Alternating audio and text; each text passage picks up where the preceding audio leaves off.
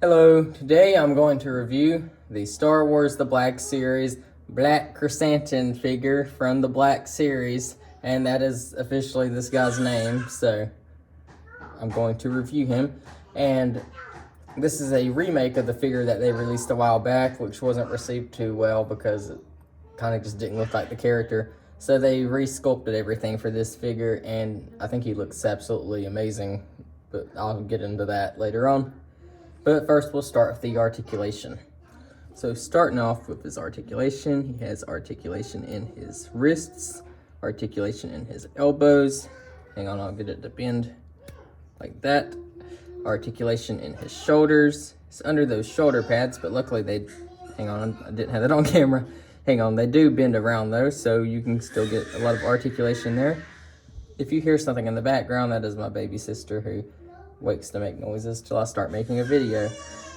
But anyway, he has articulation in his head, I believe. Let me try that again. I haven't messed with the articulation on this figure yet. As I said, normally these are my first impressions, aside from where I unboxed them and just put them up on a shelf until I got around to reviewing them. Okay, maybe there's not a joint in the neck. There's like a slight joint, I think, but it's kind of preventing from moving. I don't think that's too big of a problem though, being that he is supposed to be very, I don't know how to explain it. He has a lot of fur and stuff going down him, so I wouldn't expect for his neck to be able to bend all that much, because it would just create like a seam line or something and make him not look very good. But I think he has articulation in his, yep, he does have articulation in his hips. Hang on, it looks like he has two joints of it, because there's one up here and one down here. Hang on. Okay, that's just his legs. So he does have hip articulation and articulation in the top of his legs. Very stiff, so I'm not going to mess with that just yet until I get to posing him. And he has articulation in his knees, feels very smooth, and in his feet. So now I'm going to get into the details on this figure, like his fur. So starting off on his face, you see they have his two little eyeballs on there with the nose and the sharp teeth, and locks of fur. I think this is the best job they've ever done on fur on a character.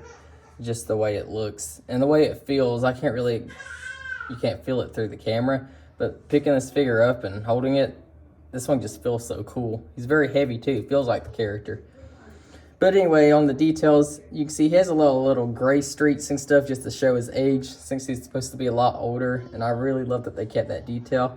You can even see like how the fur is supposed to be around his eyebrows and stuff. Like all the details in this one are absolutely amazing.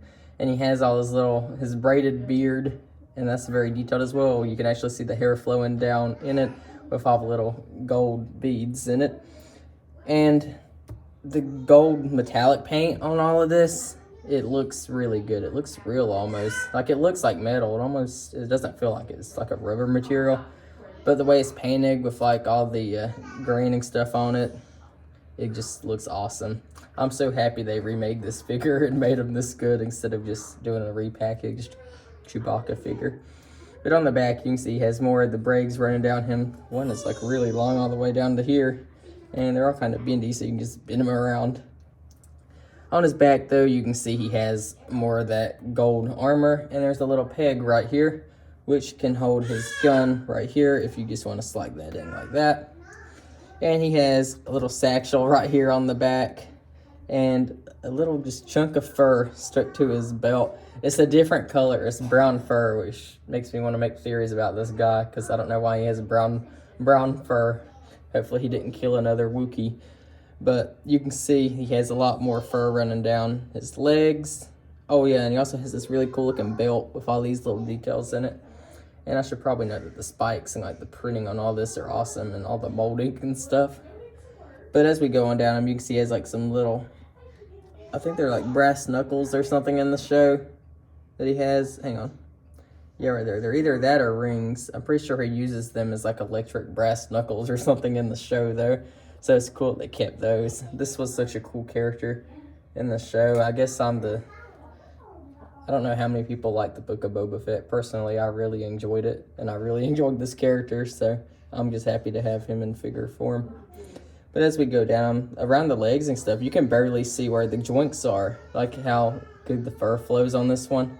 And with all the movement that you get out of those joints, this one is just awesome.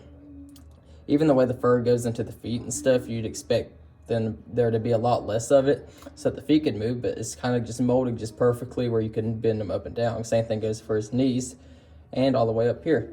Also down here you can see he has some Chewbacca, they look like wooden toenails or something, but it's funny looking. But I think that's almost all of his details. I'll get into his little accessory here in a second. That's the bottom of the figure though. He has 2 little peg holes, I guess, that you could put him on a stand. Although this figure does stand pretty good, I think. He comes with this humongous rifle gun blaster thingy. It has like this blue end too. I guess you can see that on the camera. And it's pretty detailed as well. It has all these scopes on the top of it. And around it you can see where the little peg is that goes into the back of the figure if you want to put that on his back. But that's really everything that there is to this. I should also note just how big this figure is, and I have a few figures on hand where I'm getting ready to start their reviews as I do these reviews in batches. Now I can make a pun out of batches since the figure that I'm going to compare him to is a Bad Batch figure. But here is Hunter with him. Hang on, he's not standing up. Okay, he's a little bit more in front. I'm going to put hair over here too just so you can see the scale on this guy. Please stand up. Here, I'll just prop that one up because I don't feel like trying to move all that there. And just for even more scale, I'll even put R2-D2 over here. You can see just how big Krrsantan is compared to everybody. So they really got the scale right on this one. I'm gonna try to get this guy into a pose where he has like his rifle out and everything. So when I turn the camera back on, I'll have that ready. After around 15 minutes, I finally got him into a pose that I like. And I kind of put him in an attack pose where he has his arms out instead of having him hold the gun or anything.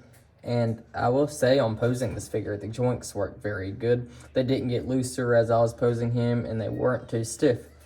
So overall, I think this is probably in my top 10 favorite figures they've made.